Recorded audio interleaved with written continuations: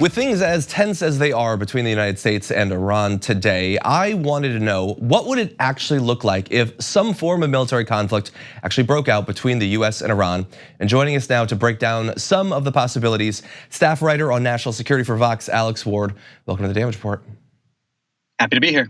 Glad to have you here, and I very much enjoyed your write-up about some of these issues on Vox.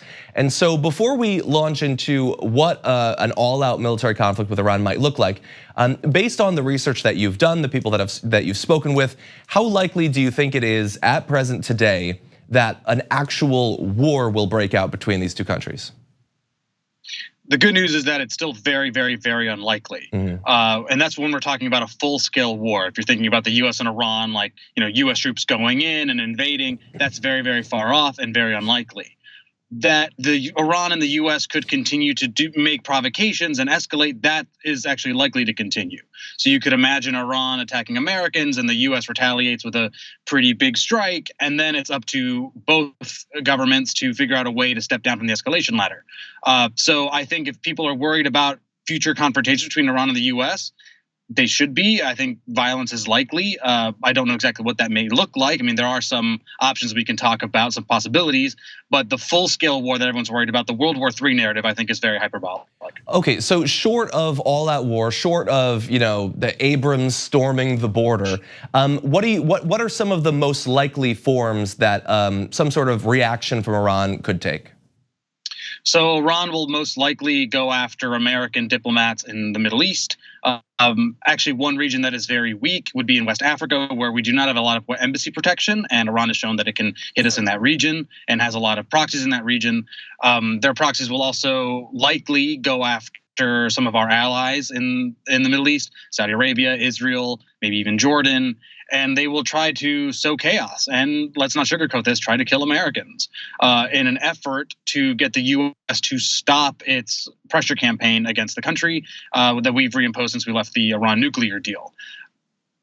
So let's say that something like that happens. They attack an embassy in Africa, or they ambush and kill diplomats. That's the sort of thing that Trump has implied on Twitter recently that he would respond with some sort of disproportionate attack. So from your point of view, let's say they proceeded the way that you think might happen. What would a sane president do in response to that? And also, what would our president do in response to that? That's a bit hard to answer, because there's the logic here of an escalation ladder is if Iran responds, the US should respond as well. Now, in the logic of this administration, they're saying that, well, if whatever Iran does, we are going to go even more so. We're going to, escalate quite highly as an effort to deter future action. Now, that, at least in the logic of escalation ladder, could make sense. Of course, depends on what the US is trying to accomplish. So if Iran attacks an embassy, wherever it may be, and the US starts attacking Iranian ships or even missile sites inside of Iran, now that's a whole different ballgame, because even though the killing of Soleimani is a big deal, it did happen in Iraq, and there is some sort of separation there. But actual American bombs dropping inside of Iran would be very hard for Tehran to ignore and not sort of respond in a big way.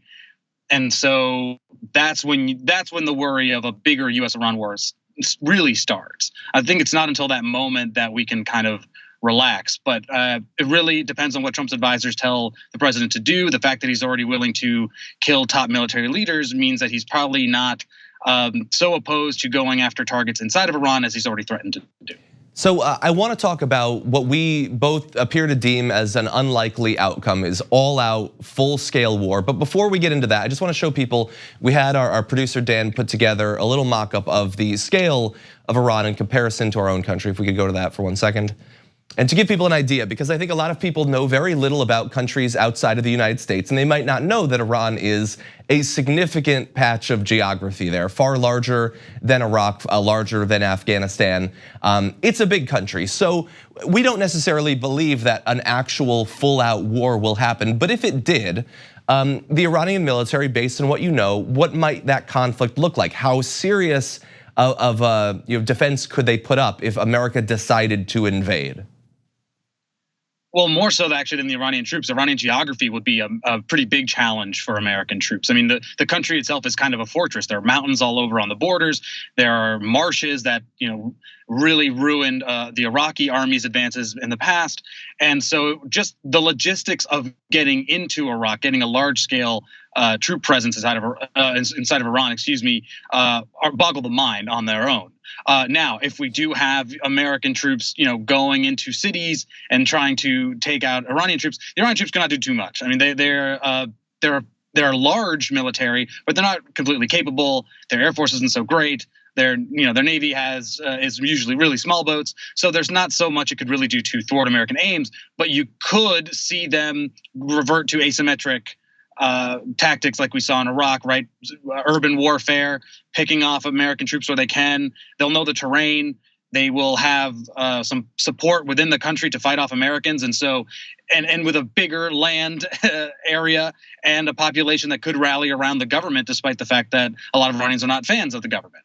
So the challenges are more than just what can the Iranian military do. There's just a lot of problems just for the American military to do what it wants to do before we even get to actual fighting with Iranian troops. So I know that this next question is way off into speculation. It's impossible to say, and it depends on so many different things. But if our government was to pursue something like an invasion, in terms of the number of soldiers that would be needed to start that, let alone to finish it, the amount of money that would need to be spent, how would you compare that to the conflict that we are still engaged in Iraq?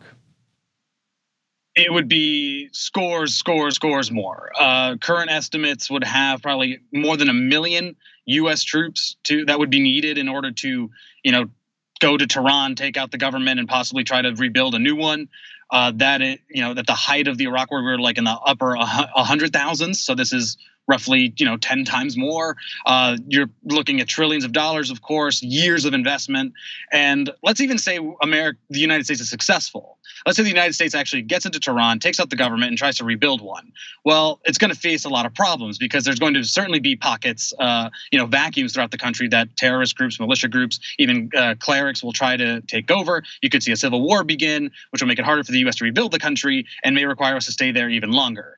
And so, and on top of that, you'll have a refugee crisis both internally and a lot of these, Iranians fleeing for their lives, heading likely westward or elsewhere to find safe refuge. And so, it's going to be like all of this would make it more complicated. Would require the U.S. to stay in longer, spend more money, and so that's sort of the aftermath. In a way, can almost be worse than the war itself. And it seems like if his military advisors were to come back and to give him some version of what you just said about the likely expense in terms of soldiers' lives and money, that does not seem like a very appealing prospect. Maybe this is going way further than he would ever go, but he has talked a lot about the use of nuclear weapons in the past, and unconfirmed reports have said that he's asked his advisors why they can't be used in military conflicts. He has pushed for the use of more usable tactical nuclear weapons. Do you think that there's a 0% chance that that would be one of the avenues he would want to take in terms of retaliation, or do you think that with Donald Trump there is at least some chance he would consider deploying nuclear weapons? I think it's zero, or about as close to zero as it could be. He has shown he toggles between isolationism and interventionism, and his interventionism is, the terms are used here, sort of like small scale pinprick types of attacks. I mean, they're still attacks, but he prefers drones, he prefers airstrikes. He does not seem to have an appetite for America getting bogged down in nation building and a large scale conflict, and nuclear weapons use would certainly involve that. I mean, and on top of that, it would further isolate the United States, which I think he at least cares about his view in history and how the world sees him. And I'm sure he'll know that a nuclear attack, even a tactical nuke, would doom him in history, and tons of people inside the Pentagon would push against it. And I'm almost sure a lot of his top advisors would. So I think for Trump, I don't think he has any problems with airstrikes, drone strikes, maybe something a little bit beyond that, but that's about as far as I think he's willing to go, at least at this point in time. And of course, let's not forget, Iran has a vote in this too. Don't let Iran off the hook here. They don't have to respond aggressively. This is not a choice that they have to make. And so, we also have to think about, well, what should the US do as it needs to protect Americans around the world? Okay. Alex Ward, national security writer for Vox. Thank you so much for joining us on the show today.